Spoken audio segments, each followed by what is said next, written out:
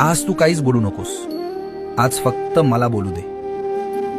तुला वाटतंय ना की मी तुझ्याकडे दुर्लक्ष करतोय. तू हाका मारतोयस आणि मी डोळे मिटून बसलोय.